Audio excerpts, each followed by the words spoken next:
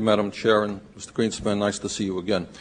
Mr. Greenspan, I have long been concerned that you are way out of touch with the needs of the middle class and working families of our country, that you see your major function in your position as the need to represent the wealthy and large corporations. And I must tell you that your testimony today only confirms all of my suspicions, and I urge you, and I mean this seriously, because you're an honest person. I think you just don't know what's going on in the real world.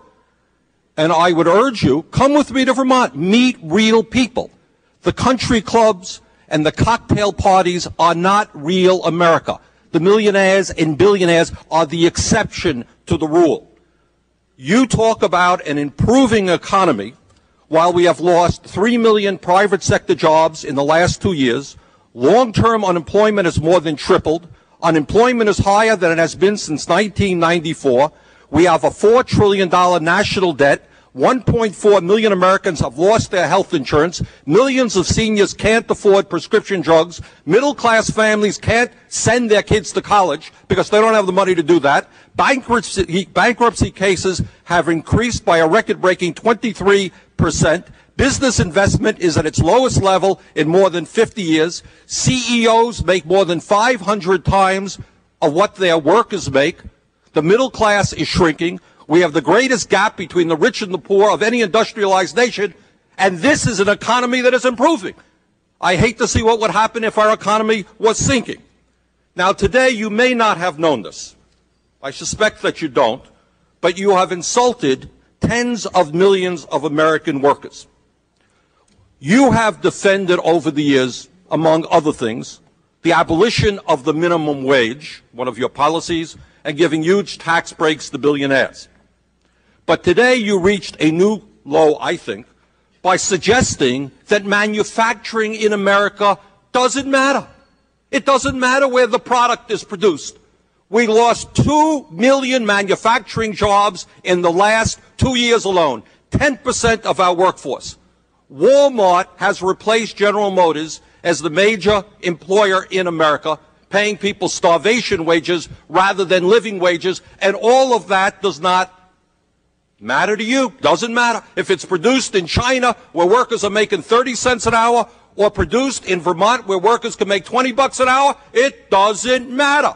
You have told the American people that you support a trade policy which is selling them out, only working for the CEOs who can take our plants to China, Mexico, and India. You insulted Mr. Castle. Mr. Castle, a few moments ago, a good Republican, told you that we're seeing not only the decline of manufacturing jobs, but white-collar information technology jobs. Forrester Research says that over the next 15 years, 3.3 million U.S. service industry jobs and 136 billion in wages will move offshore to India, Russia, China, and the Philippines. Does any of this matter to you? Do you give one whit of concern to the middle class and working families of this country? That's my question. Congressman, we have the highest standard of living in the world. No, we do not. You go to Scandinavia and you will find that people have a much higher standard of living in terms of education, health care, and decent paying jobs. Wrong, Mr. Greenspan. May I answer your question? You sure may. Thank you. For a major industrial country, we have created the most advanced technologies, the highest standard of living for a country of our size. Our economic growth is crucial to us. The incomes, the purchasing power of our employees, our workers, our people are by far more important than what it is we produce. I submit to you that, may I? I'm just making a face. I'm not making a comment. The major focus of monetary policy is to create an environment in this country which enables capital investment and innovation to advance. We are at the cutting edge of technologies in the world.